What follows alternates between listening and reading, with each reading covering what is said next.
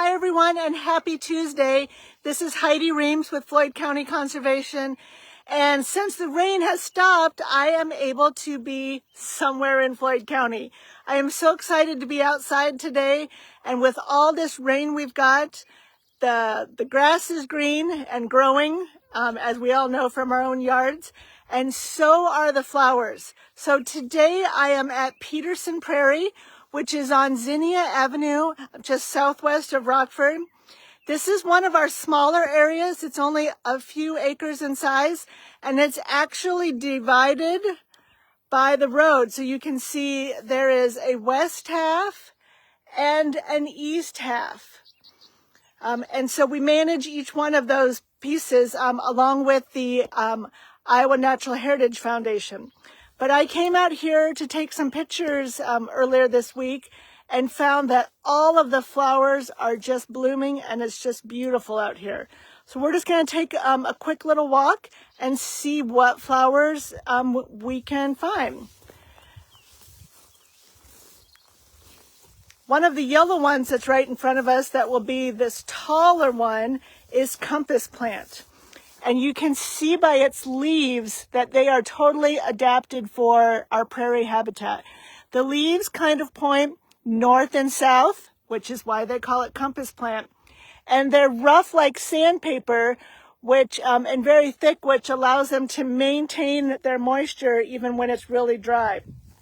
They get some yellow, almost like sunflower type blossoms on it, and some of them at the Fossil and Prairie Park can be 8 to 9 feet tall, so they can get to be very, very tall.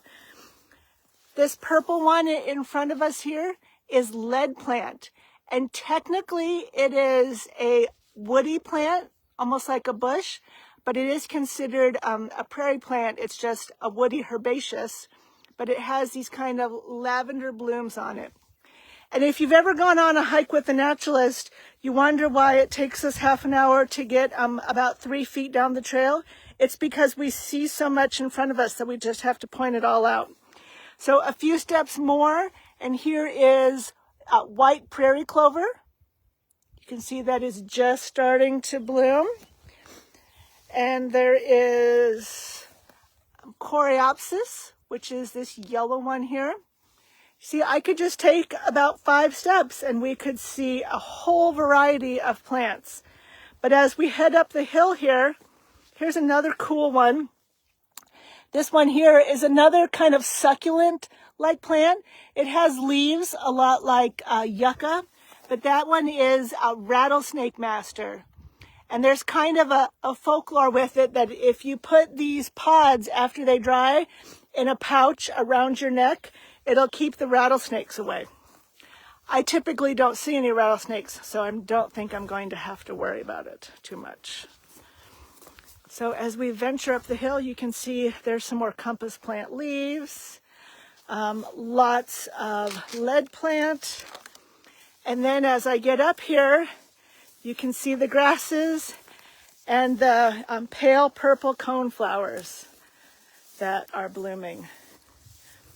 Similar to the coneflowers you might have in your yard, in your garden, you can see a really big center section and those purple petals that hang down instead of out like a typical daisy.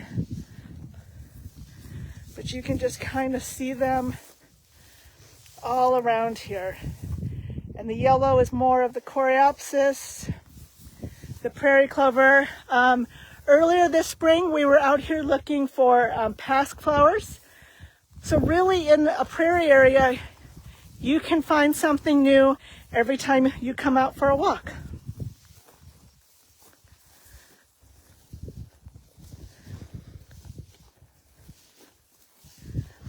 There's also some little pink ones, which happens to be our state flower, if anyone can guess that.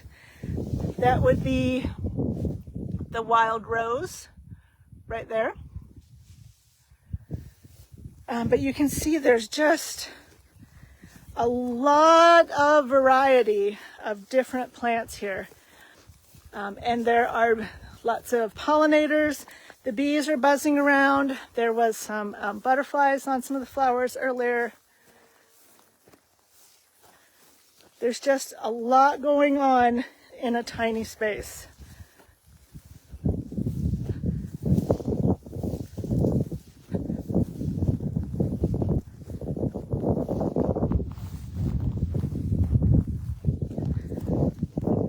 There's also lots of poison ivy here. If you don't know what poison ivy looks like, just happens to be a patch right here.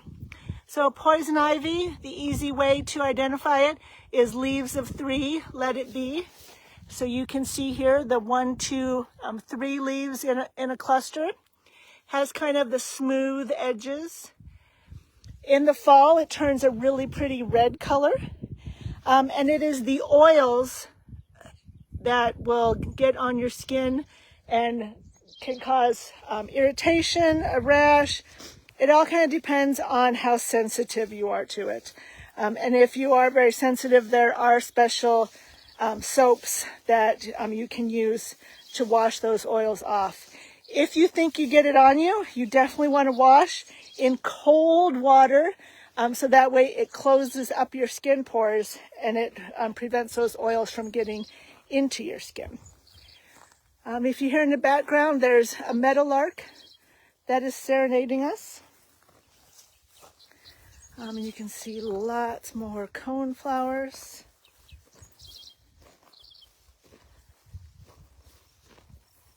There's a butterfly that's fluttering by.